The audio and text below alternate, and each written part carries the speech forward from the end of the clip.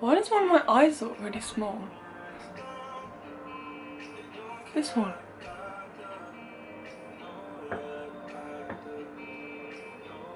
Weird.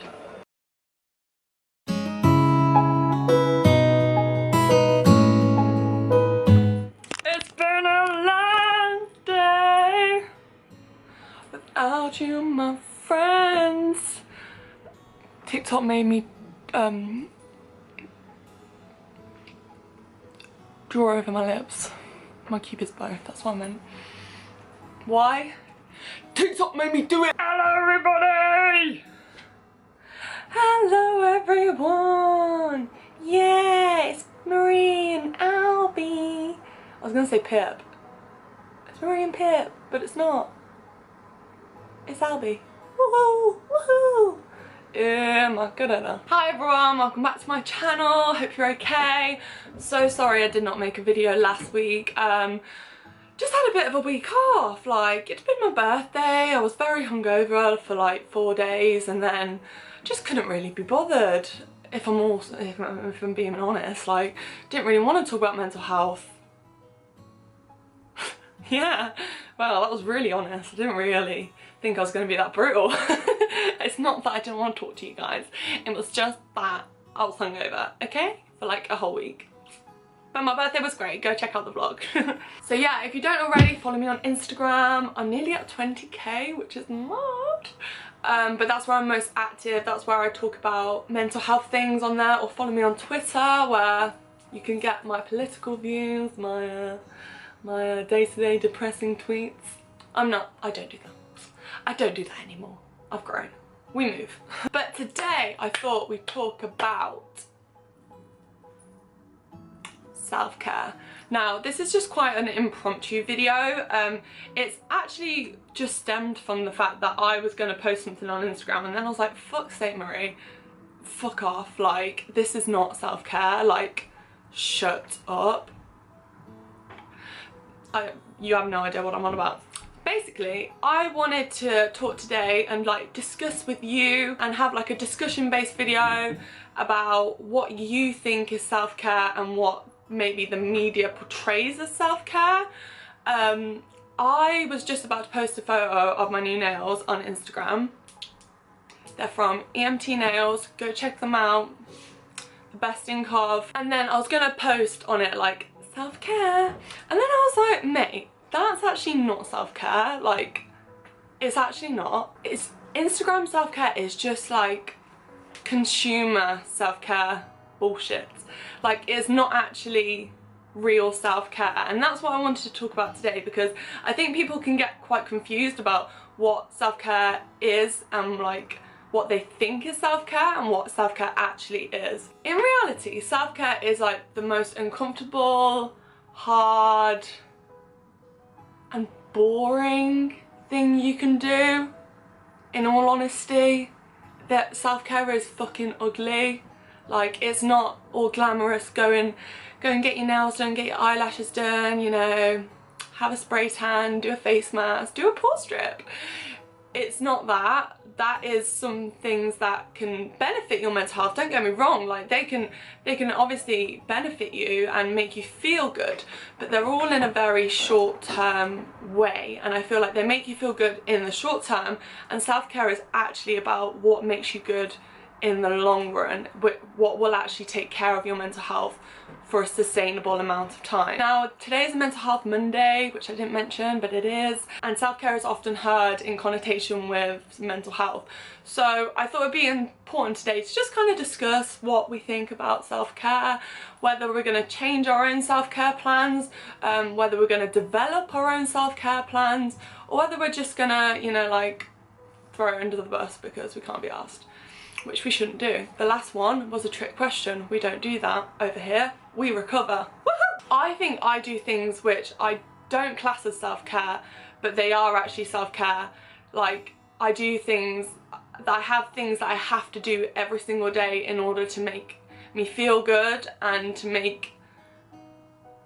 get through the day really and live my best life. I've been out here living my best life. They're not glamorous, they're not pretty or they don't smell good, they don't taste good. They are literally just boring things that I have to do every day, but I know once that I do them, once I have done them, I will feel a lot better. And it doesn't even mean that I have to feel bad in order to do them. It just means that I'll wake up every day and it is part of my routine.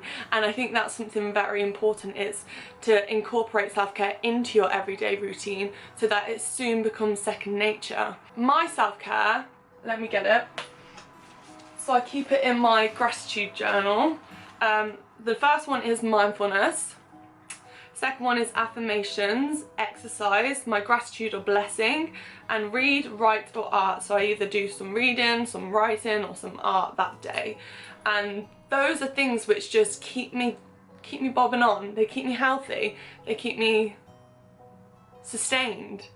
And in reality, thinking about it now, those are all self-care things that I do to make myself feel better. Like I mentioned, self-care is not about looking cute and, you know, being cute or being pretty. It's been glamorized in the media, and especially on things like Instagram, where people think they're doing something that's self-care, which again, I just want to reiterate, I'm not saying these things are bad for you, like doing a face mask and a bath bomb, but is a face mask and a bath bomb going to cure your mental illness? Probably not. However, doing things which are real self-care may benefit you to the point where your mental illness is not in control of your whole life, if that makes sense. I think self-care is individual for everyone, and that's another thing which doesn't really get talked about, because like people think there's just this one size fits all self-care, like you only do certain things and that's only classed as self-care, which isn't true. I think it can be very dependent on each person. Like for example, for me, doing exercise every day is very important, and even if that's not like fully going out to the gym, but if it's doing my 10,000 steps every day, then that makes me feel better and it makes me feel accomplished and it makes me feel motivated. I feel like self-care should be things that once you do them, you feel more motivated to do others. And often I think the way you find out what your own self-care is by looking at your own, not failures, but I'm gonna go with failures or disappointments in your life, things that you know you should do but you don't. That is kind of where self-care comes in. So I'm just going to reel off some things which are self-care, and I'm going to tell you why they're ugly, why they're boring, why they're hard, or why they're uncomfortable. Okay? Okay. Therapy. Therapy is fucking hard, it's fucking uncomfortable, it's fucking ugly because I always cry, but it's something that's necessary in order to recover from a mental illness. It's important that I go to therapy, or have been to therapy. No, I'm not currently going to therapy, but have had therapy in the past, because it's got me to where I am today. And if I hadn't have gone through all them hard trials and tribulations, I wouldn't be the person I am today, and I wouldn't be at the point where I am. So it's really important that you need to like fully jump into therapy and like do it to the max. Yeah, but you know what I mean, like fully throw yourself into therapy, which can be hard, but is really important to do. The next thing I would say is take your fucking meds. Take your meds. If you're on medication, you've been prescribed medication by a psychiatrist or a doctor, take them. I know it can be hard, I know it's not very nice, I know it can be upsetting for some people to feel like they're on medication, but there's nothing to be ashamed about being on medication, which if you wanted me to do a video on medication, I will. Just give this video a like. But it's important that you take your meds to be okay. Hygiene. Hygiene. Jean. Hygiene. I think I'm so funny. I'm not. It's things like brushing your hair, brushing your teeth, having a shower every day. It's not doing this once and thinking, oh, I've done my self-care for the week now. It's like, no, I'm gonna maintain myself every day. I'm gonna look after myself every day.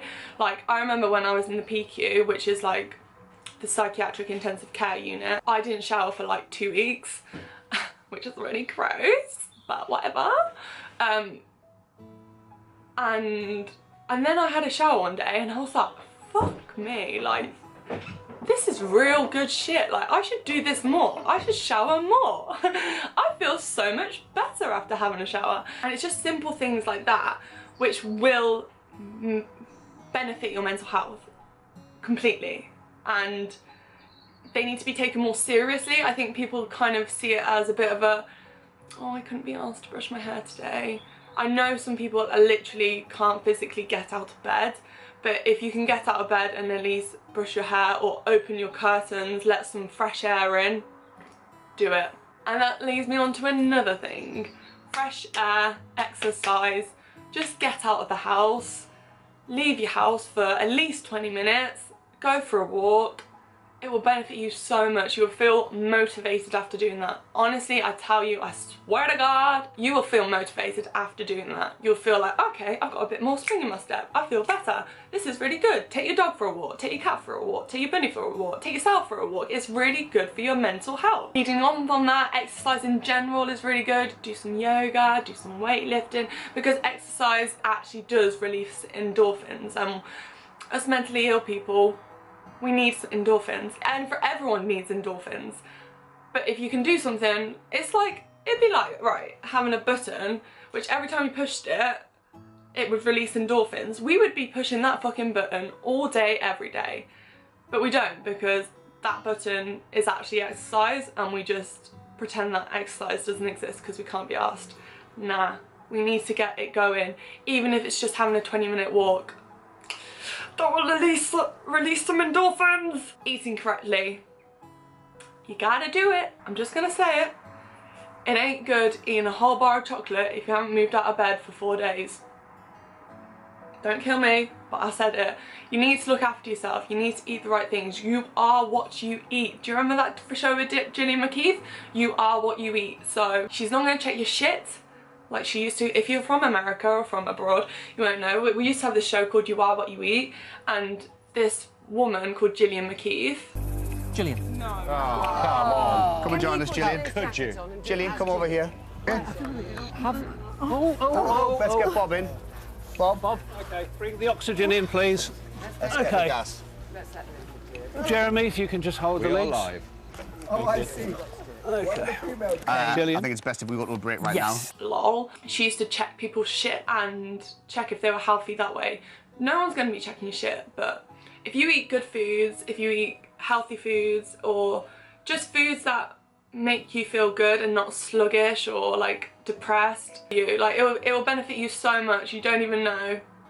Eating better is honestly such an important thing. And the final two things I have, which I feel like is real self-care, is noticing your vulnerable factors. Everyone has vulnerable factors. It means factors which on a particular day you might feel more vulnerable than others. Like it could be anything really, but it could be like if you're on your period that day, if you've been drinking, if you've taken drugs, if you're tired, like any of those things are signs that you're going to be more vulnerable that day. You're going to be more sensitive. Things are going to hurt a bit more.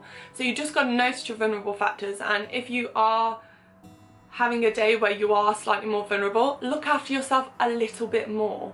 Don't just stay in bed all day. Make sure that you have a shower just to feel better. Even if it means changing from one pair of pyjamas to another, do it. And the last one, which is so fucking important, is cutting out toxic people from your life. That is fucking hard. That is really uncomfortable and that's really hard, but it's something that has to be done, because if you don't do it, nah, that is a massive thing in self-care. If you've got toxic people in your life, toxicity just breeds toxicity. Couldn't say that, but you know, here we go. It's true. Cut them out. Get them gone. Bye bitch. See you later. Cut them off, because you don't need them. People who care about you and will look after you will be there in your life, and they will stay there regardless of what situation you're in. Don't let toxic people influence you, because it's just going to end with you feeling even worse than you did before. Yeah, there's my little ramble. Hope you enjoyed. I literally just rambled for like 20 minutes straight. I'm so sorry. I literally feel like I just talk at you guys. I really don't want to feel like I do that, but I feel like I do that. I hope you were all having a great day, great week. But yeah, if you haven't already, follow me on Instagram, subscribe if you haven't already. I upload mental health videos every Monday. Like I said, I'm gonna love you and leave you. Stay safe, and I will see you in my next video. Goodbye.